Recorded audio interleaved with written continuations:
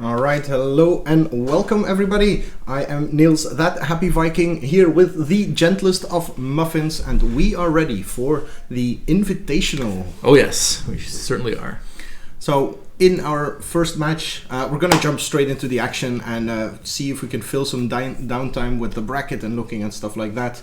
So we're jumping straight into match number 1, which is Arthur Hugaard, who is the runner-up of the previous Gentry Open, versus Kobe Kemeulen, who is the winner of the Bredene leaderboard. Well, the current leader, it's not the winner yet. Why the mirror? Because there's a mirror behind me. It's part of the room, I can't fix it. Okay, enough about my room. Let's move over to the match. Okay, and an interesting one it's going to be. We have on the left, in the hands of Arthur Hugaard, blue-red second draw, versus on the right, in Kobe's hands, blue-black control. Interesting matchup, for sure. I've tested this a bit. It really does come down to whether or not Arthur can resolve not a blessed alliance, but what's it? Improbable alliance, thank you.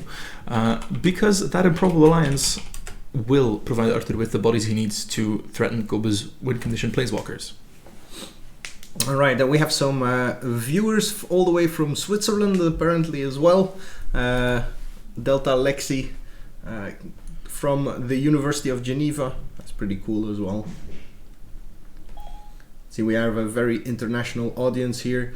And we will see Arthur with blue-red second draw. Very much a tempo control deck. Absolutely. Versus Kobe's blue-black control. Very much a hard control deck, just wants to lock up the entire game. But we see Kobe going for that first mulligan already. And that's rough, because when Arthur does get to deploy an improbable alliance and make some tokens, Kobe needs to really start pressuring Arthur back, because he will not be able to get rid of it. The only way he has to get rid of the improbable alliance is by bouncing it with Ashiok in a 0-card hand to have it exiled. And that's just one copy. Alright. Kobe's look of desperation. Let's give him a more forgiving angle. He seems to be very much in focus on both of these angles though. Yep. Hey, it's a Kobe stream, right? Apparently it is. The Invitational, that's just code for Kobe stream. Basically, yes. There we go. So Kobe looking at his second possible opening hand. Yeah, and especially with Kobe mulliganing, I'm definitely thinking Arthur is favored here for game 1. And we see Kobe keeping his opening 6, and we are underway for the game.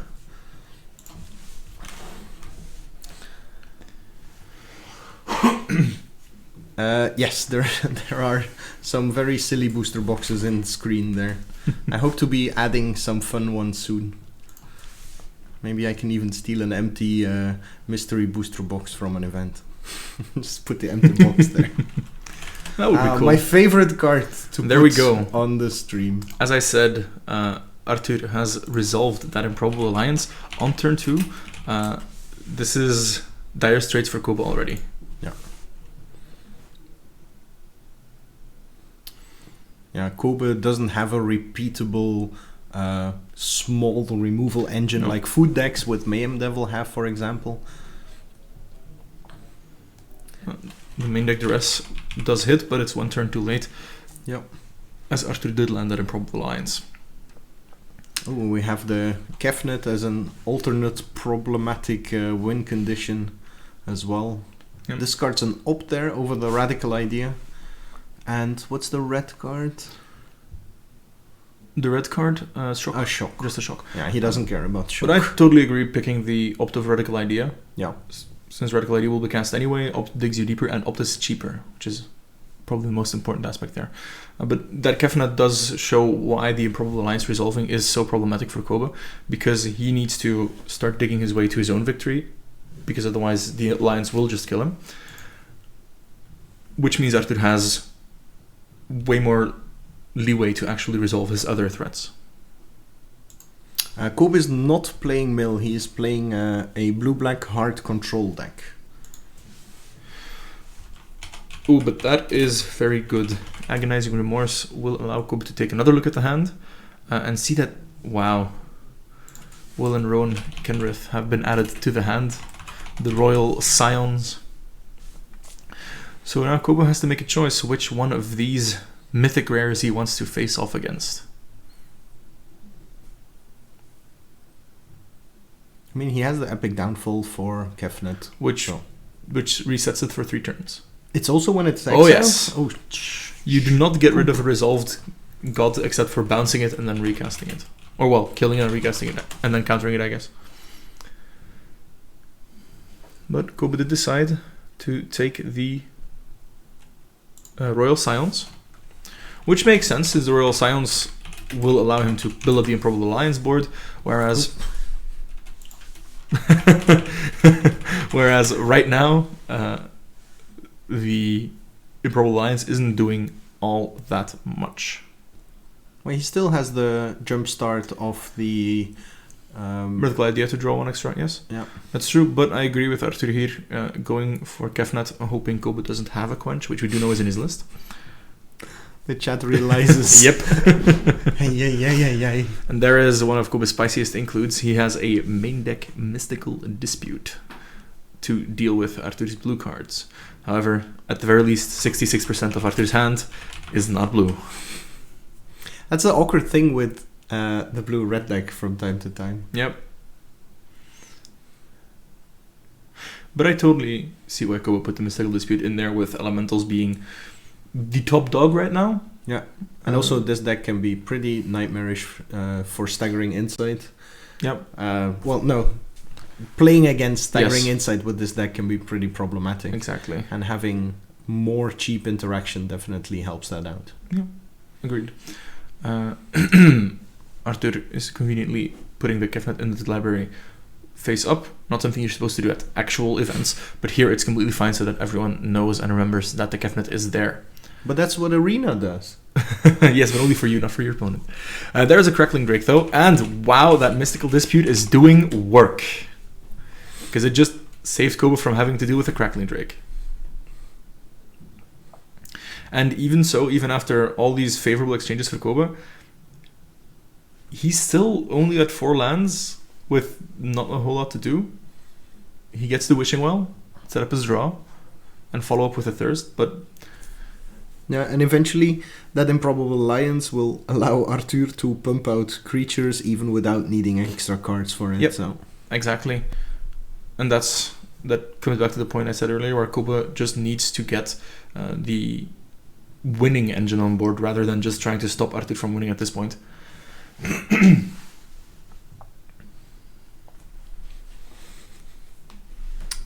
I still wish I had like different overlays with advantage bars. Yes. That's that'd be a lot of fun. That's what missing for these downtimes. Mm-hmm. But I mean, I think we can safely say that Arthur is quite strongly advantaged at this point. Yeah. Got another Kefnet again. Yeah. Making another token. And Koba just has to sit back and cast Thirst for Meaning. Koba's list does not play very many enchantments, so it's very likely that he'll be discarding 2 cards here. Birds OP. They're actually fairies. They're undercover fairies. Let me see. Koba has access to exactly no enchantments to discard to his one-off Thirst for Meaning. Interesting. Well, that sucks. Yep. Yeah, Kobo went a completely different route with this control list, playing Thirst for Meaning than I did with mine. A second Witching Well? Okay.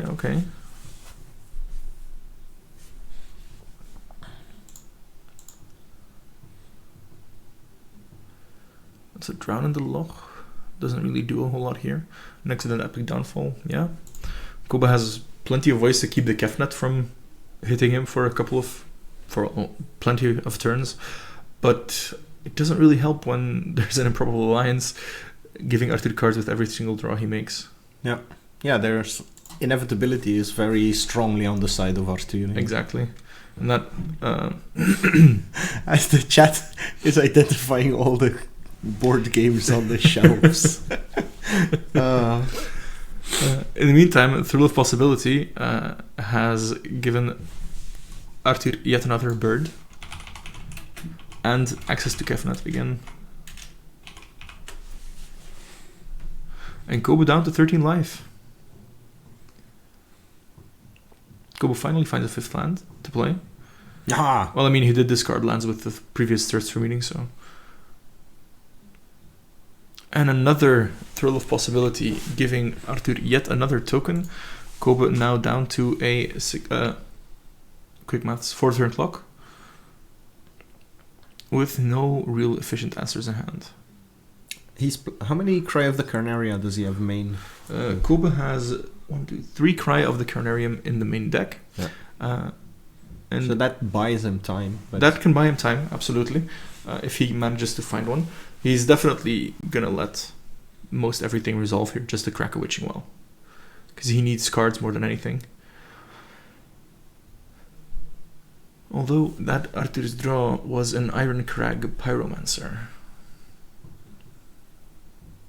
Yep, also true. The shock indeed cuts the clock by 1. The shock cuts it down, and that Iron Crag Pyromancer means Koba has to fight over that or risk losing even faster.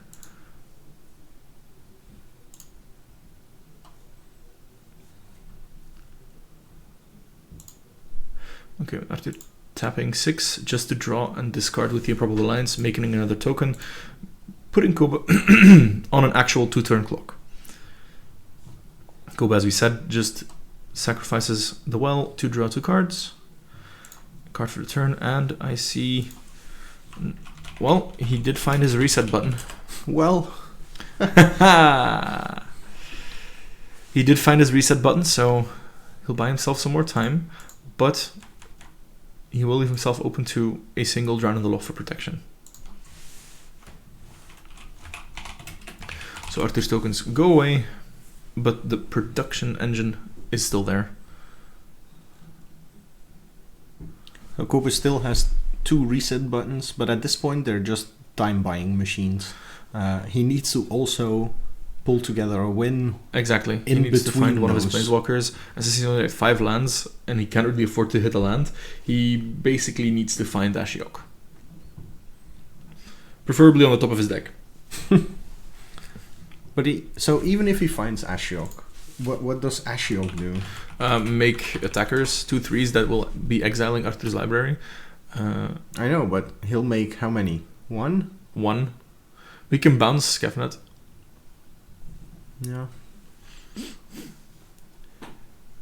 He can buy time off of against the Kefnet with his hand. I mean, he has 3 different answers to Kefnet in hand, and he has an Agonizing Remorse to deal with anything else that might be in Arthur's hand once he gets his Ashiok down.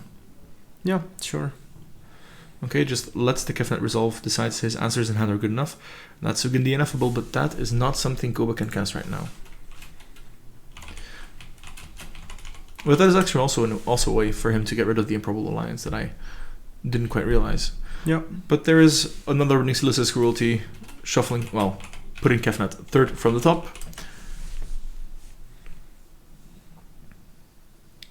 And Arthur, Thrill of Possibility, yet again, make another token. 10-turn clock, here we are. Step 1. Koba considering whether to Drown in the Loch this. He decides to fire off the Drown in the Loch, taking care of the Thrill of Possibility, and this is actually a very strong power play for Koba at this point, leaving Arthur with just a single card in hand. I mean, we know that that single card in hand is very dangerous, but I can see why Koba decided to make that play here, getting a 2-for-1 and preventing a token from entering the battlefield. But Arthur can also decide that, Improbable Alliance activations are good enough now. Yeah. That's what I was saying, that at some point we reach a state where he's just tapping his lands to go like, well, answer this, answer this. Sure, but I would have thought just now the turn that Koba does not have counter mana up, you can deploy the Iron Crag Pyromancer. But there is Ugin coming down, and he will get to do what Ugin does and take care of a permanent that is one or more colors, which in this case will most likely be the Improbable Alliance. In the meantime, Slacker is... Never mind. Koba decides to uptick. What? So Koba is actually going for the race against the Improbable Alliance. Wow. Or he's just trying to buy a turn for his Ugin. Well, he'll probably get 3 tokens out of Ugin activations. Yes, if he just fights, but the other thing is that if he decided to blow the Improbable Alliance, then the Ugin is gone. Right? He can't kill the Improbable Alliance. The turn Ugin comes down plus save the Ugin. However, depending on what Arthur does here, Koba could untap, destroy it, and then get rid of everything that's threatening the Improbable Alliance. But as we know, Arthur's hand is pretty solid with a Kefnet and an Ironcrack Pyromancer ready to rumble. So now Koba needs 3 answers. But that is a Lockmere Serpent. Koba is trying his best. And a Downfall. The Downfall has been in hand for a long time, so that is definitely an option. Downfall is power or CMC? I think it's power. It's because of mana cost. So it takes care Downfall of the... can take care of the Pyromancer. Yeah. Then the question is, if you're Koba, I think you have the one card you have to deal with on this board the most is the Pyromancer. Yeah. But once you've done that, do you use your Ugin to kill the Kefnet? You lose your Ugin. Or do you use it to kill the Improbable Alliance and lose your Ugin? Or uptick and lose your Ugin, but that seems the worst of the 3 options. Yeah. I agree. Although, actually, if you downtick Ugin to kill the Improbable Alliance, you don't necessarily have to answer the Ironcrack Pyromancer this turn, and you can deploy your Serpent. Because Arturo has a single card in hand, so the odds of him drawing that second card are maybe not the best. Upticks. Okay, interesting. I'm interested to see how he wants to navigate here. Well, if he upticks, then that must mean he's going to use Downfall to kill the Kefnet, or to temporarily get rid of the Kefnet. But we also don't know what the face down cards are. So that is true. He might want... Well, he can't chump block with them either. Yeah, like the face down cards will probably just stay there for the rest of the game. So he does Downfall the Kefnet. Okay. So he's really valuing his Ugin highly, considering he did draw that Lockmere Serpent. That kind of surprises me, to be honest. Okay, so an attack with 1? No. that seems just awkward. Gets blocked by the crag. Yeah. And just passes the turn. So he gets to... his Ugin lives. Well, unless Arthur... Even with the shock, with the bolt, oh yeah, true. Ugin lives. True. So he gets 1 more activation out of it. That is enough miss it, though. In the meantime, chat's dominance has been thoroughly established by Slacker.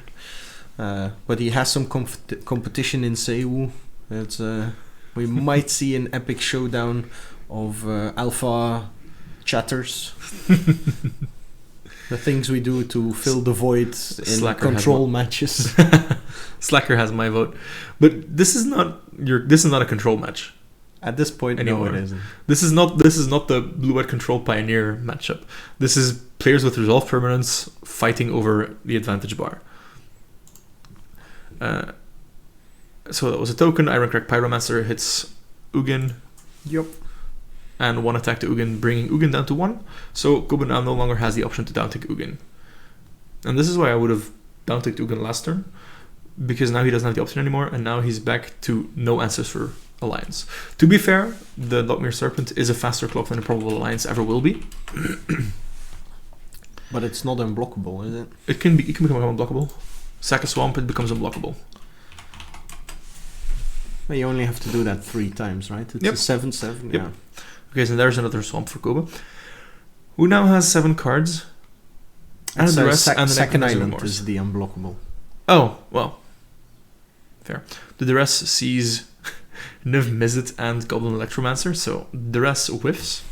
And now Koba basically has to Remorse to grab that Niv Mizzet. Since he's already under such duress from his opponent's cards, I don't think Koba can afford to not strip that Niv Mizzet. What's the 3 face down cards though? Show us, Kobe, lift them. Yeah, no, he's not going to do that. We should, for the next Invitational, we should have someone dedicated by the table to make sure we have all the hidden information as well. No. Aw. So, Agonizing Demise. What's the name? Agonizing Remorse. Remorse. Yep. So Agonizing Demise is like 15 years older. Yeah. So this exiles the Niv Mizzet out of Arthur's hand and, relevantly, puts Koba down to 3 activations of the Pyromancer rather than 4. So why would you play Agonizing Remorse over the Dimir one that lets you... Because this has an easier mana cost. Sure, in this deck. And also because this hits cards in the graveyard. So you get to exile cats from the graveyard if they don't have food. No, I know, but that's Koba's reasoning behind it. He told me about it earlier today. But I mean, in my Esper build, in my first versions where I still ran Agonizing Remorse, it was Agonizing Remorse over the Dimir one because of mana consistency. Sure. But for blue-black, yeah, I could see that it might be better to run Thought Erasure. Yeah. In the meantime, the chat is exclamating a lack of Gary. That will be redeemed by the end of this event for sure. And somebody is discovering how to highlight stuff. You actually are gathering points. You can see them just under your chat box, with which you can do some fun stuff like the highlight you see Seiwu doing. Okay, and Arthur just deploys his hand. Kefnet hits the board. Electromancer hits the board. And Koba lost his Ugin to an attack by the birds. Koba now with 3 2/2s on board. And kind of awkward with that Cry in hand now. Oof. Because the Cry could do some work, take care of 2 flyers, take care of the Electromancer. Because I'm pretty sure that the second card in Arthur's graveyard is Radical Idea. That still has not been flashbacked. That I'm also saying... Jump-started, yes. That I'm also sure Arthur just doesn't realize anymore. Though, to be fair, Jumpstart is just flashback with extra steps. True. A lot of mechanics are just flashback with extra steps. Yeah, everything is flashback or kicker. Yes, agreed. And that's not a criticism. It's just an astute observation. Alright, so Koba attacks with all 3. Which is good, because it allows him to actually get some value out of the Cry. Arthur did fall into that trap. So now the Pyromancer will also die to the Cry of the Carnarium. But Koba does lose his 3 tokens.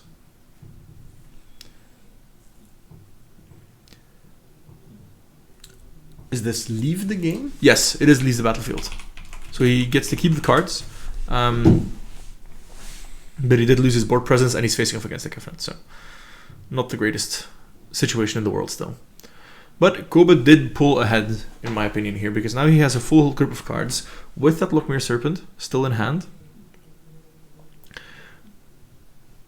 So he might actually get to the kill, because Arthur did just take some damage. He's down to 14. In the meantime, the chat thinks that the boxes they see in the background are part of the prize support. It'd be very crazy if that were the case. Yep. So Arthur starts off with a Radical Idea. Is this the one from... oh no, never mind. He casts Radical Idea of the Kefnet trigger. Yeah. Then attacks for 4 with Kefnet. Koba down to 6. Passing the turn. Koba's sitting there with the Thought Collapse in his hand and nothing to show for it. Tom Geta is asking, is that my own collection? Yes, everything you see and everything that's being used to film is my own. That's a small part of my collection. Okay, Koba found a Sahili. So, again, he can make tokens that don't block. Slacker gets it. Hashtag decoration. And they're even full and sealed. There's no empty boxes there currently. So, Koba is still in a bit of a pickle here. He does have... peek in his hands. Well, we saw his hand from the top. It's Thought Collapse, Sahili, and the Serpent. Yeah. Yeah, I still feel like if Koba had deployed the snake when I said he should have deployed the snake, I think he would have won the match. He would have had a sequence to win, for sure. But there's a lot of things that Yes, of course. we have postulated that would have been interesting, like using the Ugin to get rid of the Alliance as the only answer. But the Alliance isn't what skilling at this point. It's the Kefnet that comes in for a lot of damage. Yeah. Because now he does deploy the snake. And the snake can gain him some life. Well, I mean, it'll have to gain him some life here because Arthur is presenting a lethal attack. So, true. Sack a Swamp. That seems so unfair that thing has flash. I mean, they basically could have called it control finisher. And right. Though, to be fair, if you're playing control finisher in a format that has the right mana fixing, you're playing Dream Trawler. Dream Trawler is tons better than this card. And this card is already good. Do you think Dream Trawler is so much better than this card? I mean, this draws you cards even despite jump blocks and everything. Sure. Dream Trawler takes one turn to get you out of lethal range. Just a single turn. Sure, yeah, the lifelink's pretty big. Especially in Pioneer. Anyway, Koba went up to 1. Arthur could just go look for a shock. That's exactly what he's going to do. Thrill of Possibility. Draw 2. No shock. He does have a Vandal in hand now. Oh yeah, there's 3 shocks main deck for Arthur as well. Though I think we've seen all 3 because he's discarded... No, we've seen at least 2. He's discarded shock twice to Thrill of Possibility. 1, 2, yeah. Alright, let's see what he has. Flashback a Radical idea. Finds a land, goes up to 15. And that's about it for his turn. So now Koba gets to try something. Oh, that is big. That is big. Koba finding his 3rd cry. But is that enough? He still needs an answer for Kefnet. Yeah, I thought he had one, but he doesn't have one in hand. Oh, see, he still has Lockmere sacks. He has 2 of them. So he can only go up to 3, so he does die to a Kefnet. Yeah, as in he's drawing cards. Oh yeah, that's true.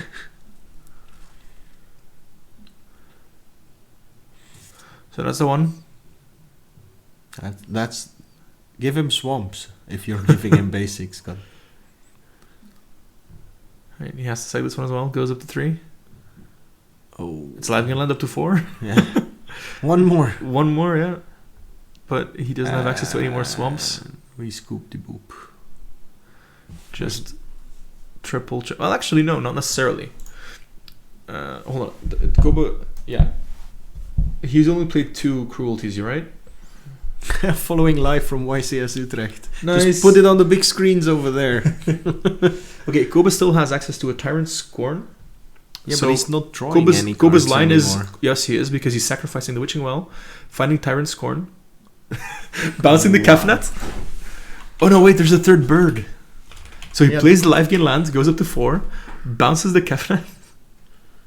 But he should first attack. And see if Arthur is willing to block here. He's willing with the token. Yeah. Yeah, sure. Exactly. So Arthur goes down to 8. Koba isn't dead. He's gonna need to rip more good cards next turn, but he's not dead. Oh, sorry. Need to balance out the volume a little bit. That's fair. I'm also sitting very close to the microphone. So Tyrant Scorn. That on the Kefnet. When is he doing this? I think upkeep. Okay, yeah. So before the draw trigger. But why not in your own turn? I don't see the benefit of not bouncing Kefnet on your own turn. It's the doctrine that you should do stuff in your opponent's upkeep. And then allow them to untap mana. Yeah, so now he can pay 6 for Improbable Alliance. And then draw the answer he needs. But he doesn't. Well, it would have been for the kill. Because we know Arthur doesn't have an answer to. Oh yeah, his main deck. In the main deck, has no counter magic. Exactly. Yeah, this game is pretty good so far. I have to give that to you, Safira. Though very relevantly, Arthur is at 8 rather than 7. The difference a land drop makes. Yep.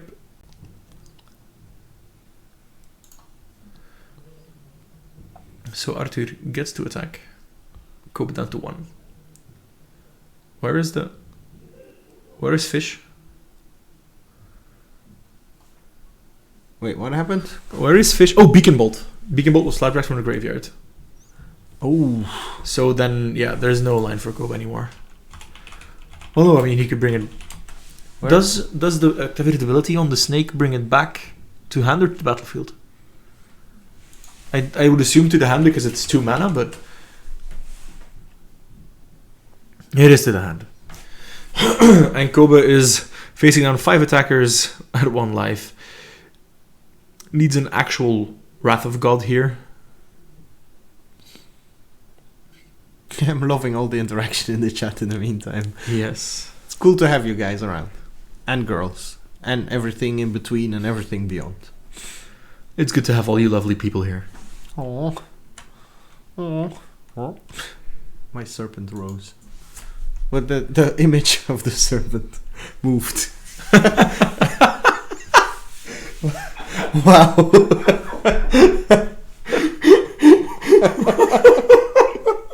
In the meantime, we do see Kobe scooping below. So it's time to have a little look at the sideboards. Okay, so we just cracked a bit of a laugh. And we are looking at the sideboard, but I don't think we managed to set up the deck lists just yet. You can set them up. In the meantime, I'll start going over what is likely to happen in a general sense. Arthur has access to counter magic in his sideboard. What? I just don't like how this is looking. That's fair. So Arthur gets to bring in permission, which is the most important thing, right? He can protect his spells from getting countered or getting removed. He can stop Kobe's win conditions from entering the battlefield. He gets to bring in permission. Kobe, on the other hand, well, he gets to bring in Farika's Libation. So he gets to bring in an answer versus the Improbable Alliance.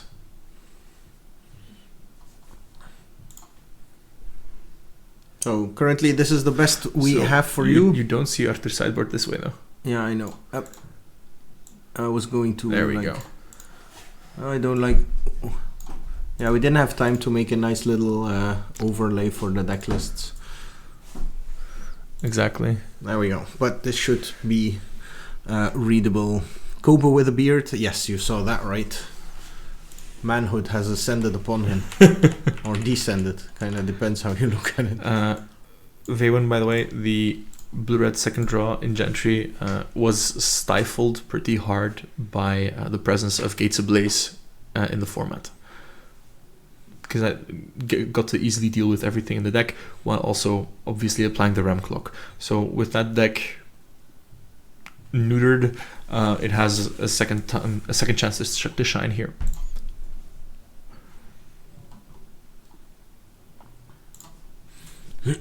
So what else do we want to say about sideboarding? Kobe specifically, the cards that might be of interest are the next Duress, some Negates, and obviously Farika's Libation.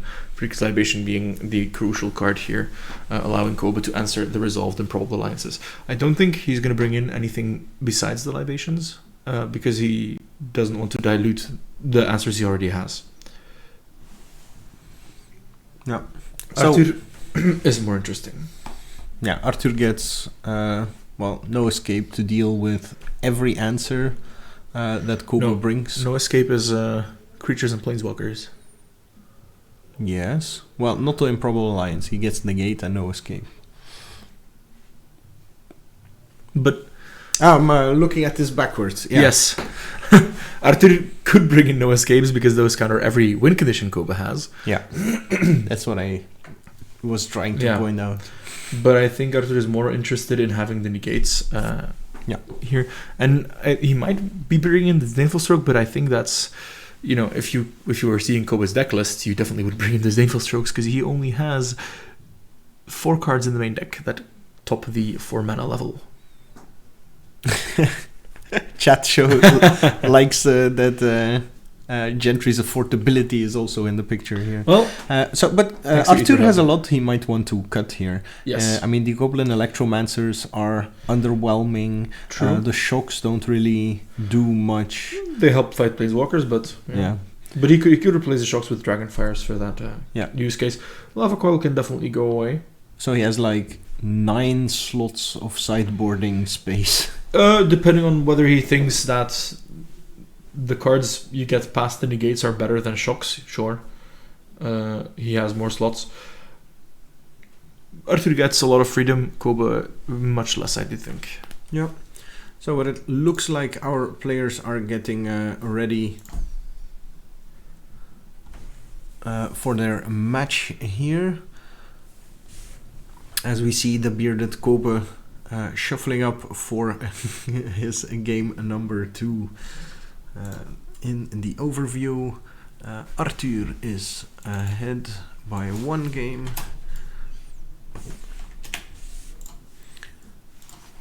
And we transition.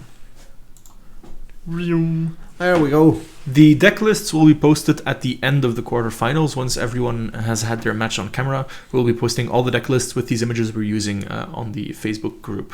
Yeah. So we'll put a link in chat once that's done.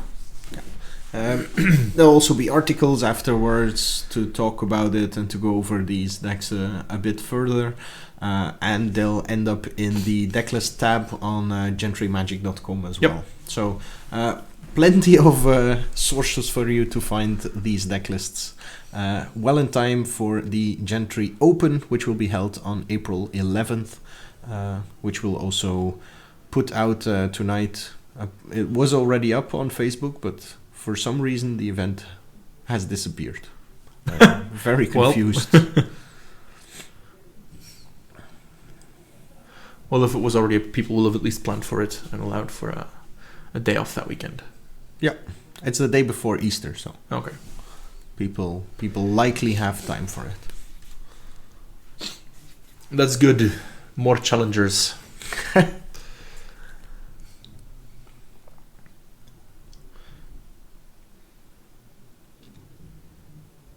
Yes, Miss Viking, as we just explained, they will be made available.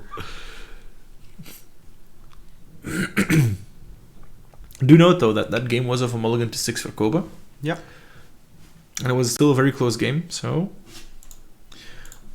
As said, it is a close matchup. Although I think overall, Arthur is like 55% to win this matchup at any given time.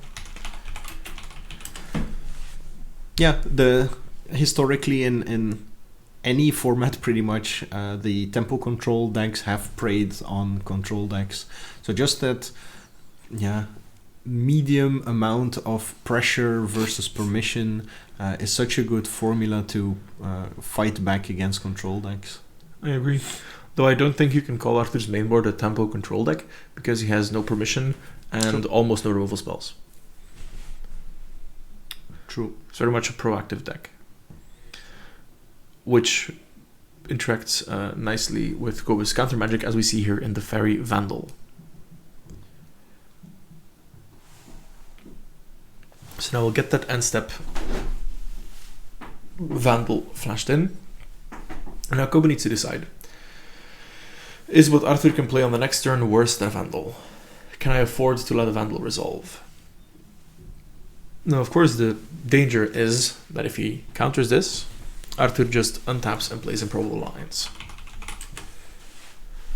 Which, if that would be the case, would be pretty horrible for Koba, but luckily for him, that is not a card in Arthur's hand right now. So Arthur just decides to deploy the Goblin Electromancer that he kept in. Interesting. Which helps him cast Rule of Possibility on end step, so it's already showing some work. But it's also just a 2-2 body. Yeah, but 2 bodies die to the same cry of the Carnarium. Kobe needs to fight back against resolved improbable alliances. Well, that's completely fair.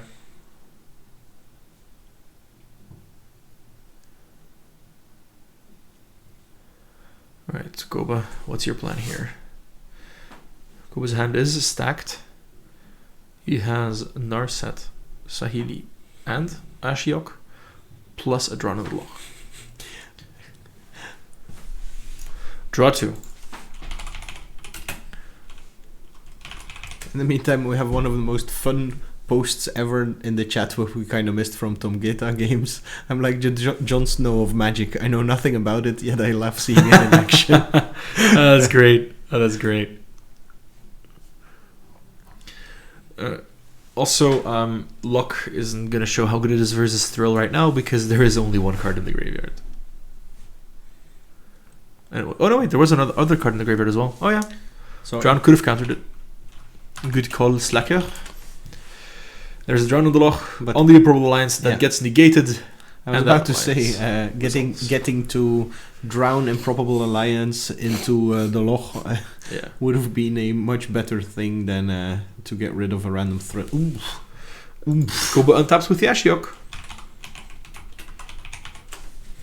Which is good, but not amazing. Fair, but at least it stops. Yes. I'm assuming he's making the token. Yeah. Oh yeah, he's making the token. Arthur probably still has some way of drawing a card here, but maybe not 2 cards. Did Kobe bring the token? Oh. Yeah, I forgot my tokens as well because I don't have it, but for the Gentry event last week, I drew my own token. Cool. Land of the Top for Sahili plus Narset. Another Improbable Alliance. Yeah, if Kobe lands a Narset, he's strongly ahead. Yep. That's something I forgot to mention at the start of the game. Indeed, that Narset on Kobe's side is a very strong piece here. Yeah. Which is another reason why Arthur, as I said, would want to bring in the Dragonfires. Though he didn't see them game 1, so it's possible that he doesn't know. But there is Crackling Drake, make a token, and Arthur is threatening to put some real pressure on Ashiok. And also make it very unprofitable for Kobe to bounce the Drake. Kobe finds a land that will enter untapped. Because he has 3 islands. And gets to put like a Drown in the Loch back on top. This is going good for Kobe. How? Slacker, I do still have your zombie token. But it is not here today because they are in my control deck, not my food deck.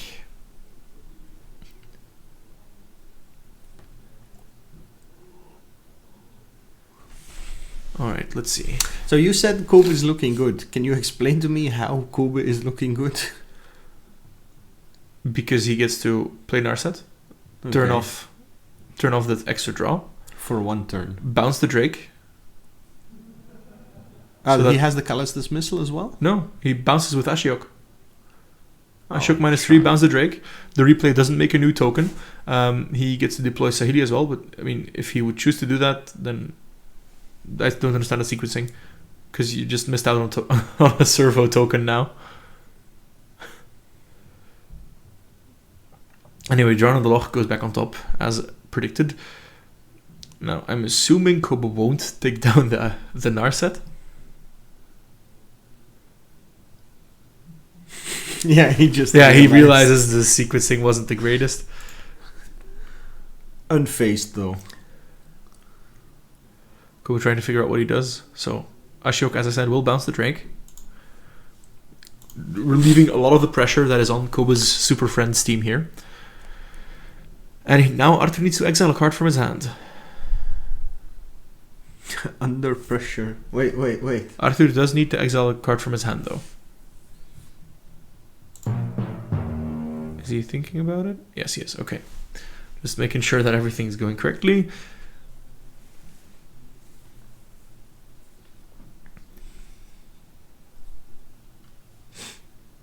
Arthur seems to be thinking of ditching a second Electromancer.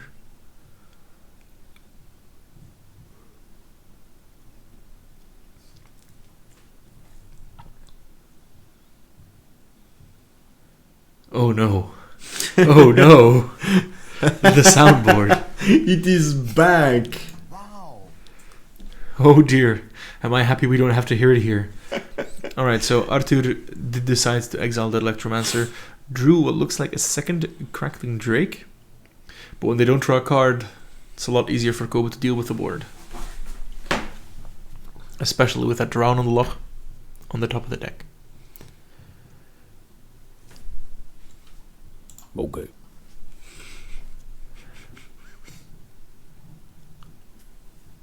Okay.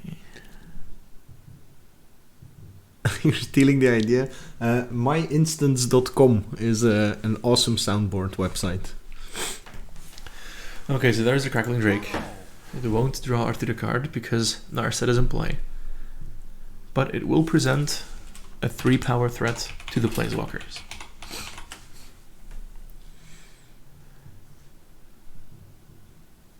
Hey, Nest Rover's here as well. An attack for 1 with a bird, ticking down the Narset to 4. And I see Arthur's hand is land plus Improbable Alliance. Seems that way, yes. Okay. Why is he not deploying that Improbable Alliance? That seems a bit strange. Maybe he wants to Represent the negates. represent negates. Yeah. That's fair. Koba drew his Drown on the Loch that he saw. Arthur gets to take a look, realize that it is about the cards in his graveyard, and will, in fact, be able to hit a Crackling Drake, always. Exterminate!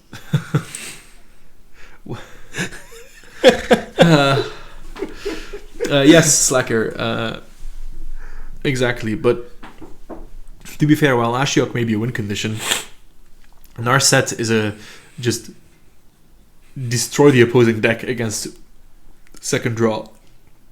Yeah, it single-handedly disables your entire engine. Yes. Koba made another token and passes the turn. And again, in upkeep, drowns the Drake in the Loch. Arthur says, "Sure, you may do so. You are now empty-handed."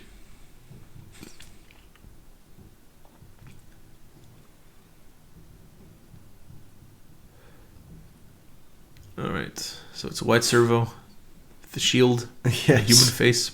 The Narset goes down to 3, and there is Crackling Drake number 2. Stop the quacking. Okay. Alright, Koba sacrificing a Witching Well. Draw 2. Ooh, that is good. Koba drew a Farika's Libation. If he could add Cry to that? No, sadly. Sadly for Koba, he doesn't have Cry into Farika's Libation to get rid of everything on Arthur's side of the board. But this is interesting. I still think Arthur is favored at this point because he is pressuring the Narset, and once that Narset dies, all the chains are off.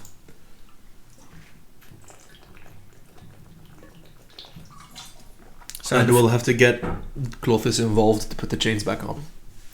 Wow. What I miss while drinking. What you miss, the face down tokens are the Ashiok tokens. Kobe Okay. changed them out. Okay. That's all we missed so far. Alright.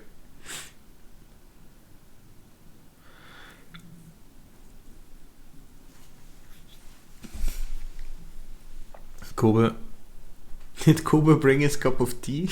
It looks like it. I just realized. That's my cup, Kobe.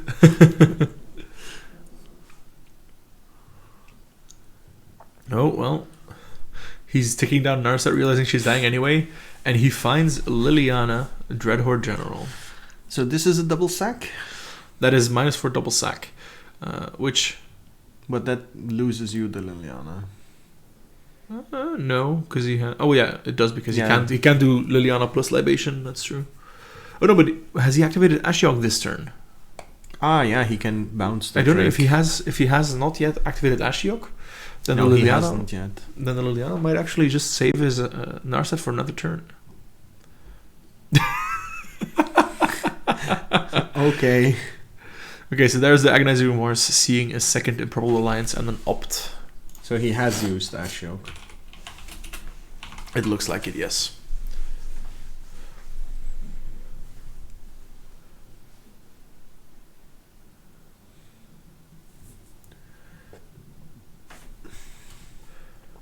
So this is an interesting situation then. Because he has access to 5 mana. He has access to Libation. Okay, it's like, okay. You've taken the Improbable Alliance out of the hand. You Libation away the Alliance in play. Now you're only needing to deal with what's on board. Why is Koba grabbing one of his tokens? Oh, because he's making another token. Okay. Oh boy. The token situation is getting confusing. Do we know the archetypes for the other players? No, we don't yet. We will reveal them as they play their first match. Yes, because the other players are downstairs watching the stream right now, so we don't want to tell them what the matchup is going into the match. Only once every match has been played, we'll be talking about it. Although, to be fair, we do know what everyone's playing. And there is some spicy stuff, that is for sure. Alright, Arthur finding a negate could be very relevant. In the meantime, Koba has assembled an impressive army. Yes. I'm not sure how, but he really has turned that around. Yep. We hit 40 viewers, apparently. That's great. That's pretty cool. What you can't forget is that those Ashiok tokens, when they attack, mill 2 cards each. Yeah. Is it exile or actual It's mill? exile mill. It's exile mill, yes. Okay, so Narset goes down. Second Electromancer gets deployed for Arthur. That is not the most relevant of cards right now. Koba hasn't attacked with Nope. them ever. Nor blocked. Attacks or blocks, yeah. Yep. I never played this Ashiok. Okay, well. What? Koba is confusing us. Okay, so we're back to the soldiers being servos, face down being nightmares. Yeah. Alright. Okay, but with that, I'm thinking, what are Koba's options here? Because last turn he had bounce to make him sack the board, leave the libation. He chose not to go for that. he did bounce something. Oh no, wait, the Ashiok just got attacked. Right, of course. That's why she's at 1. Well, why they are at 1. Okay, just plays the Liliana, and that gets negated. So as I said, that draw was very relevant. So with no Liliana, an Ashiok that is surely dying, and he finally starts attacking. Koba is going to start attacking, but I don't think Koba can ever race the Drake, because the Drake also bumps its power when instants and sorceries are in exile. Yep. Also, Arthur has 2 different exile zones, apparently. Well, yeah, the ones he chose to exile and the ones Koba is exiling. And now he's mixing them up because he chose to exile his Electromancer.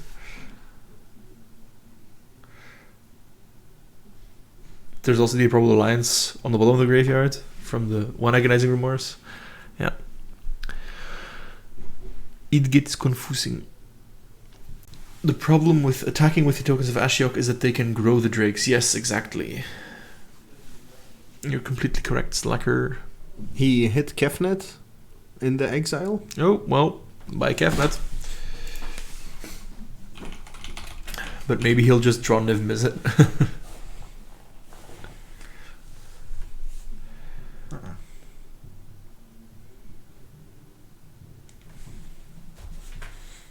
Alright, let's see here. So the Ashiok is dying.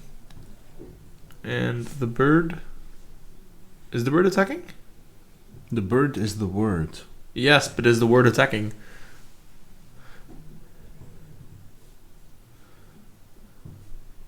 Koba, a bit quick on the draw, putting away his Ashiok.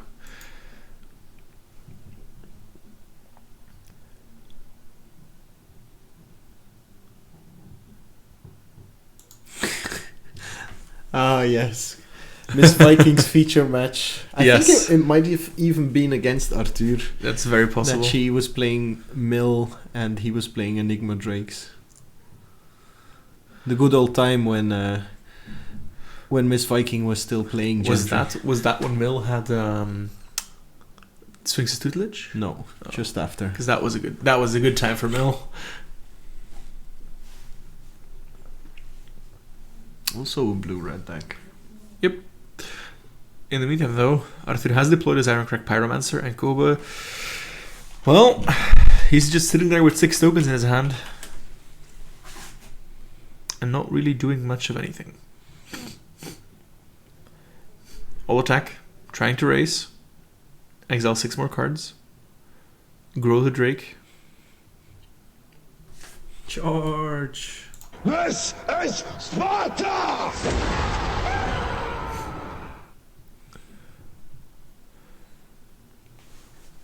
So, some blocks happening. Yeah. Nothing seems to be dying, which is strange because a 2-2 blocked a board of 2 3s and 1 1s. I think they're still trying to figure out how the blocks have. No? What? I'm confused. Confused what happened there. It's Royal- possible that he didn't block with the Electromancer, I guess. Yeah. Royal Signs was milled as well. Well, that's getting rough. The opt gets thought collapsed. But, I mean, Koba is at 17, sure, but Arthur's Drake, isn't it like lethal at this point? It's only instant and sorceries that counts. Right, but I mean, there must be a lot of them in Grave and Exile. I don't quite see why you're taking down the Sahili. the Sahili here, yeah. He never counted. Maybe he doesn't realize that all the exiled cards also grow the Drake. Yeah. Maybe they don't, but as long as Arthur isn't attacking Koba and telling him it's the wrong amount of damage, Exactly, it doesn't that's matter. Irrelevant. So But he's I blocking think our judge should be ready to intervene, yeah. when that Drake attacks Koba the first time. Which will be next turn. Anyway, 3 blocks, 3 more cards. Well, 6 Zero more spells. It's Yeah. all creatures and lands. Well, that's rough. Sander also just leaned forward to better see what's in the graveyard. Yes. Because the microphone is in front of it. Ah, okay. It's an Improbable Alliance doing very little right now. Arthur is at 3 against the board that will kill him, so he doesn't really have anything else to do other than Alpha Strike. At which point, I'm thinking he should kill. If he doesn't attack and just scoops him up. That's very sad, but Koba is counting, so at this point it will be clear. Koba's showing, yeah. Koba's making sure the opponent knows, but Arthur scoops him up. Won't be enough then? Or he doesn't realize. No, see? Koba knows. And he's explaining to Arthur that he has the kill.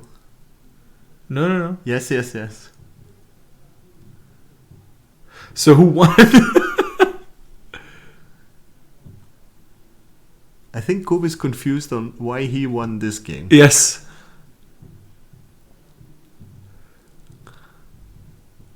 This is a confusing moment. I mean, I'm assuming Arthur conceded here, but Koba's explaining to him why he thinks that Arthur should have won, I think. yeah.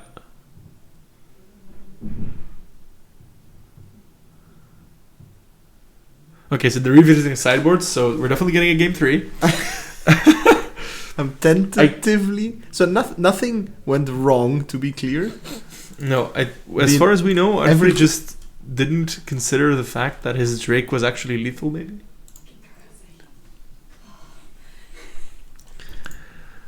Well, we'll know what was said when we do the post-match interview with the losing player.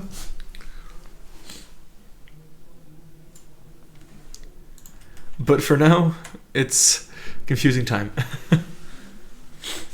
Wait, they're not deciding, are they? I don't know, they're taking They're too much revisiting time. the sideboard, right? I told them they had to come here quickly. Exactly. Yeah, it's quite likely that they're revisiting the sideboard. Confusion. Chat's confused. losing it as well. Well, in the meantime, let's do a little shout out for the people that we have in the chat room. We have the almighty aggressive Sok, Alfred Jodokus, Aten, Bulzy, Bovaka. Boxy is here as well. It's time you start picking up Gentry decks again, Boxy. CR is here, Delta's here.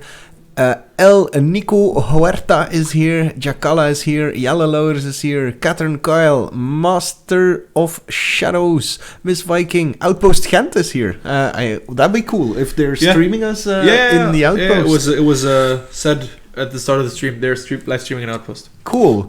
Pierretje, Room Effects, Sewu, Safira, Stacker, Tom Geta, Twarnak, VNK, Vewen, Valasendur, Virgo Prox, and Zrada. Welcome everybody. I see a lot of new names in there. Don't hesitate to interact in the chat. We have a very friendly gang of misfits tossed together here that can definitely help out. Players downstairs are going crazy, I bet. Yeah. To be fair, 17 instants and sorceries is a lot. Absolutely true, but actually we could just have a little look-see at his deck list, see how much he plays in total, see how likely it is that he had a lethal there. I think it's possible that it was like for 12 only. Boxy baby, your message was held for being too aggressive, and I'm not going to post it in chat.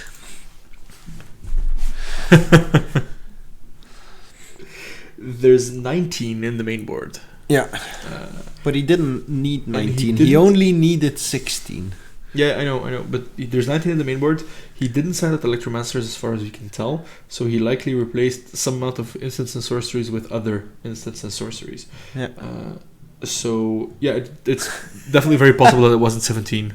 Boxy is like, sorry, that was Ian. Rumifex has a good point that with the alliances and the vandals, a lot of the slots go to non-instants and sorceries. So it seems extremely likely that the attack was indeed not for lethal. Yeah. But if he had attacked the turn before instead of taking down the Sahili, he would have had the kill, I would think. Yeah, pretty sure. It's very likely that over the two turns he'd be able to do 16, I would think. Yes. I am inclined to agree with your assessment of reality. And look, it's possible that all the instant sorceries were still in the deck, you know. It's very possible. But the turn before where Arthur attacked the Sahili, yeah, I think that's the problematic one. Yeah. That's, idea for next time, have a reaction view camera downstairs too. Jesus, I cannot put more webcams on my computer. I'm pretty sure it explodes if that happens.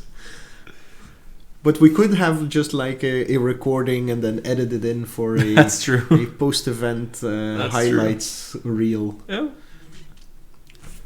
Yeah, that sounds pretty fun. Because the laptop's downstairs already. We can just hook up extra webcams. That's true. Easy. It is solution. Second computer. Yeah, then I can combine the streams. I actually thought about doing that, like Never cross the streams. Put a laptop upstairs and have somebody be the camera operator, and they have a second monitor connected to my capture card. Right. So they decide one stream in for what's happening upstairs, and then I can have a reaction cam and a face cam. Yeah. And but that requires an extra person who's stuck upstairs. Oh, but the match has started. Oh my god, let's go back. Exterminate. And we're at the point where there's a fairy vandal that has resolved with Arthur on the play, and Koba just now has the shields up. There, we didn't miss a thing. But Koba has already rest and taken away an Improbable Alliance. Now what is that? It's a Crackling Drake, a Thrill, a land, and an unknown spell. Yeah, the duress took away the Improbable Alliance. Yep. Stop with the Daleks. Nope. There's a guild gate.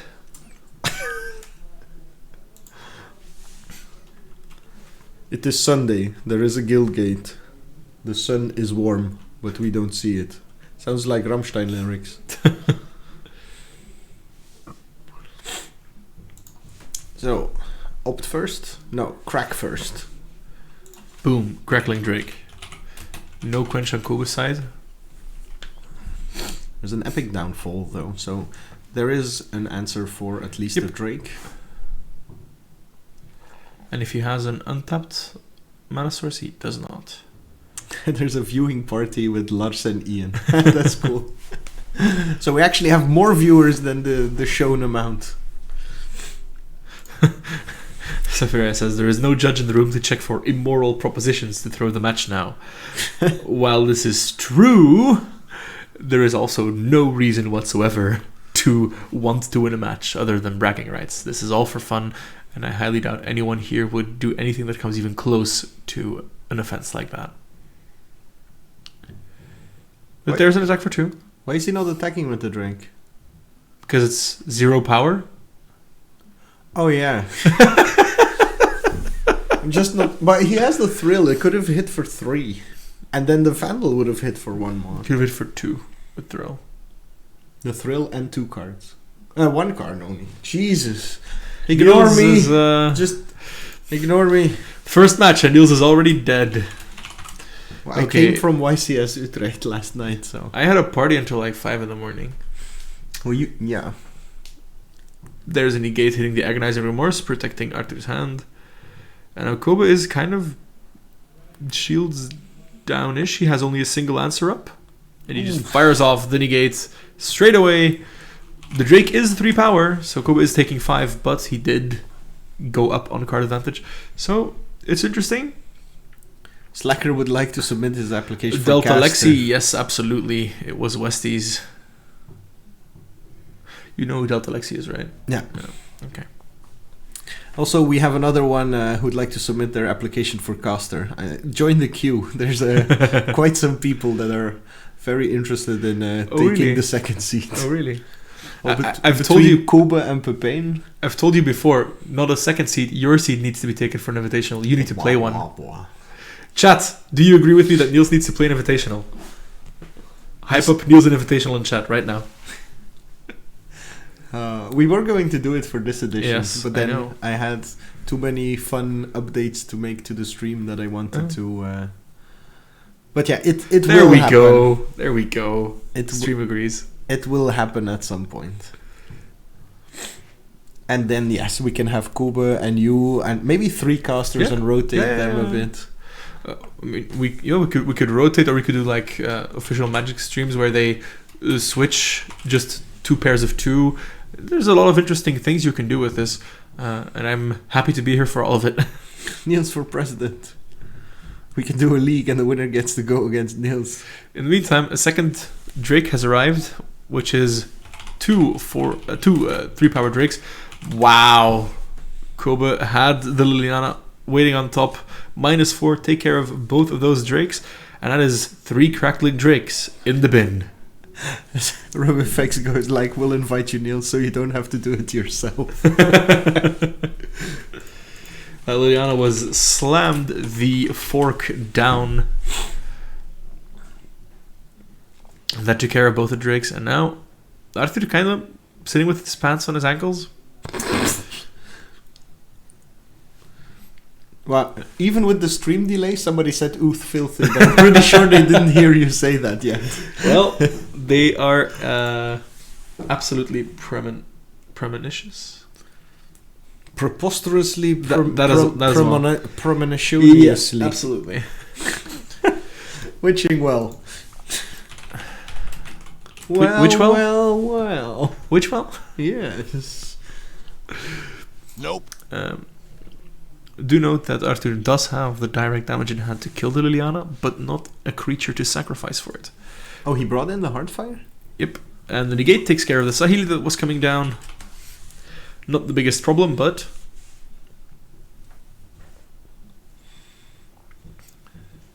Yep. More good cards for Arthur, but Imp Alliance. Negate takes care of the counterspell on Koba's side. The alliance resolves, and Koba is empty-handed now. So With a Liliana. Koba has the Liliana in play. That is true. But he has one draw step to find something. Technically, he could draw more cards with the Witching Well, but then there's only 2 mana. If Arthur finds a dork, he can kill the Liliana. But Arthur has a single turn to do it before she gets out of hand. How can he find a dork to kill Liliana? It ticks up to make zombies. It ticks up to 4. Arthur finds a dork, sacks it to Heartfire, kills the Liliana. Sacks it to Heartfire, yeah. Grr. And the Koba play a Witching Well, cancel, and Sahili with 6 mana. The Witching Well was already in play. Right? Yes. Yeah. Because that's how he scried the Liliana to the top. That's why he knew Liliana was on top to just slam it into the battlefield. Correctamundo.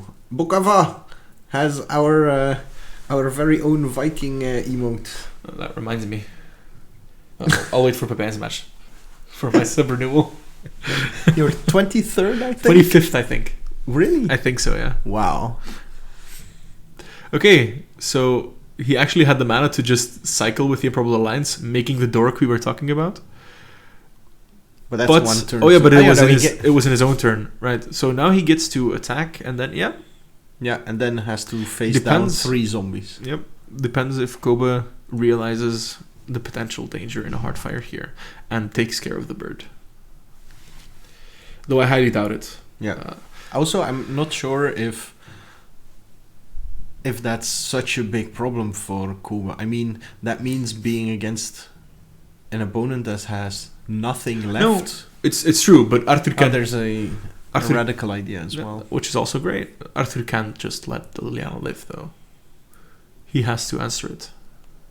Yeah, I agree, Yeah. but I'm saying that still leaves Koba in a very strong position. Agreed. I mean, Arthur doesn't have a free way of getting rid of those zombies. No, that's true.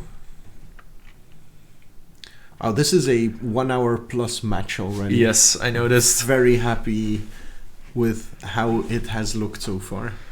This has been Well, as I said, this is a very tight matchup. Probably the tightest of all 4 of the matchups we have in the quarterfinals. Probably. It's also the most interactive, Yep. I think, of all the yeah, matches. It's the longest. It took me the longest to test the full 4 games for this one as well.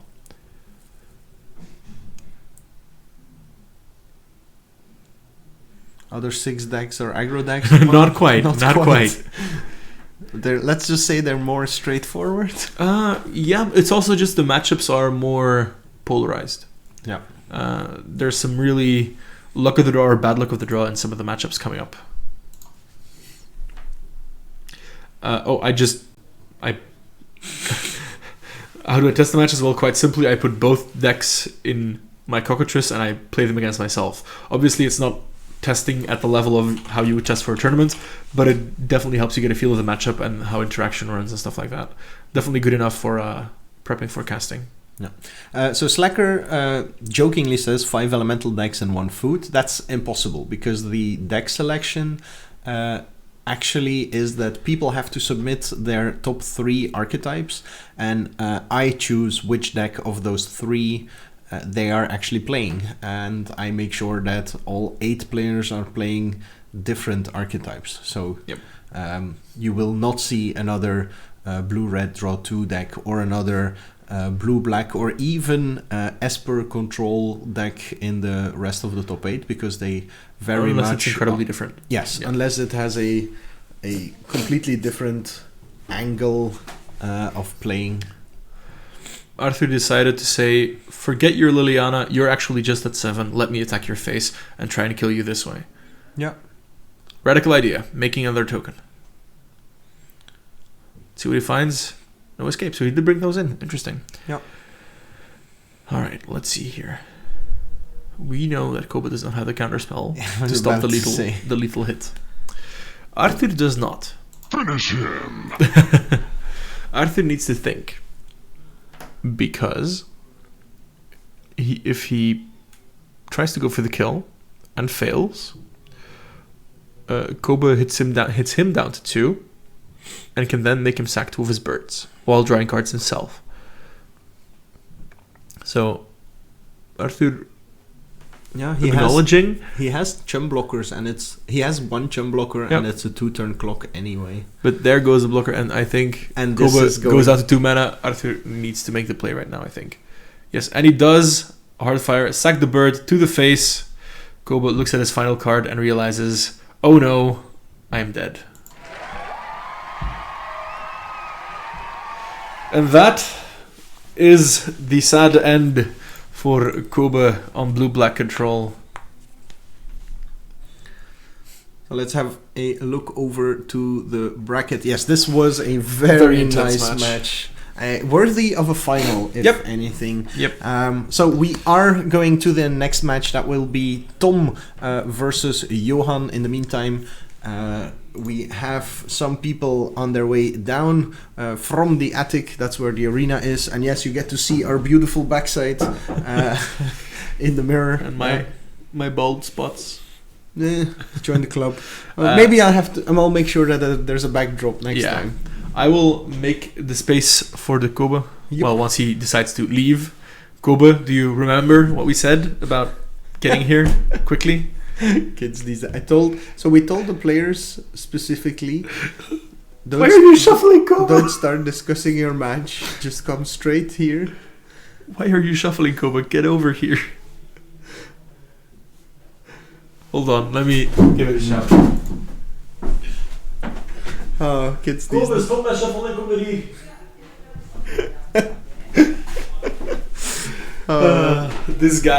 This fucking guy. Okay, we can make it even bigger. Now you can see how dirty the mirror is, though. And I'll squat down behind my chair. Koba should be on his way, but Still disgusting. Koba's like, I won, right? Magic Village got the instructions, yeah. Arthur won.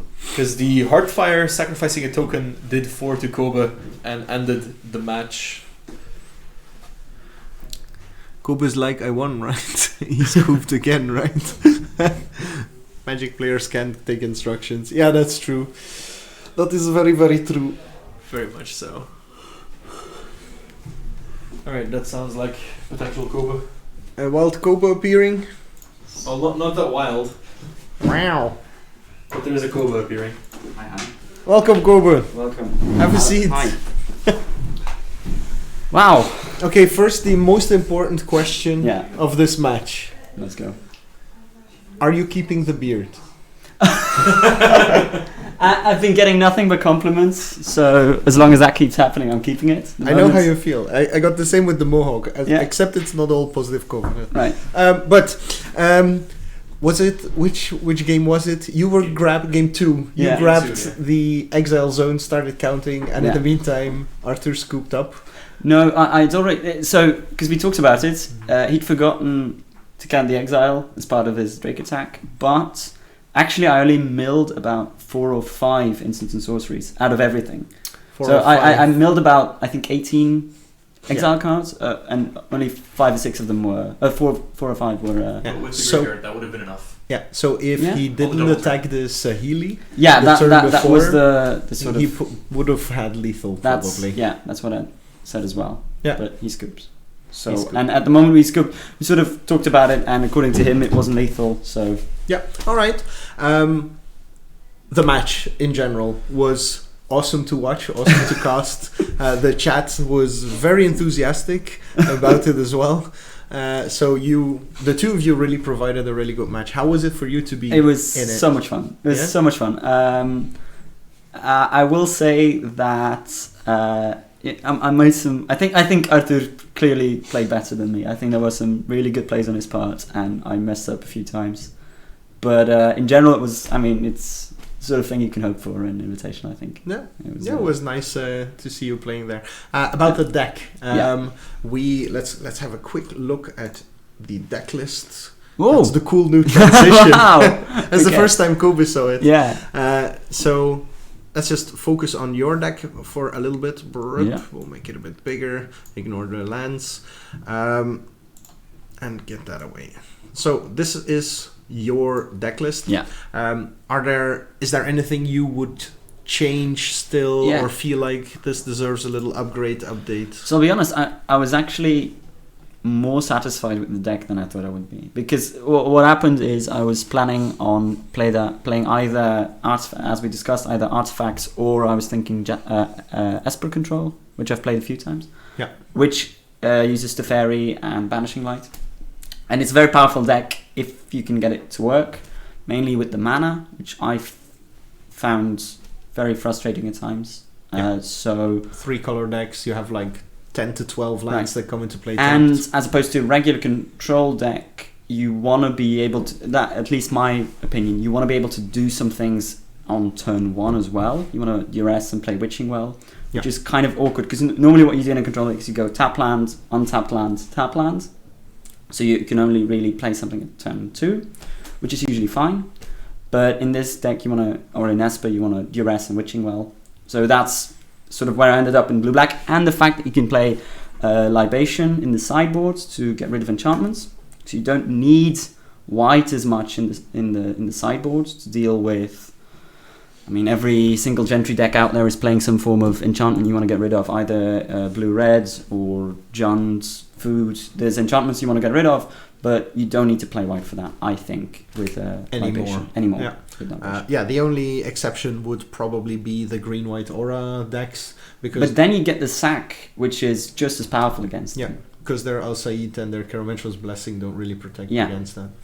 Well, Well, the Al-Said he does. does because Yeah. it just sacks. Yeah, true. Okay, is there anything last addition that you would like to do to this interview? Otherwise, we'll go to I don't next know. match. I hope it was fun to watch, because that was okay. I'll leave you to it then, I think. All right. Best of luck casting, you guys. That seems Thank you. like a good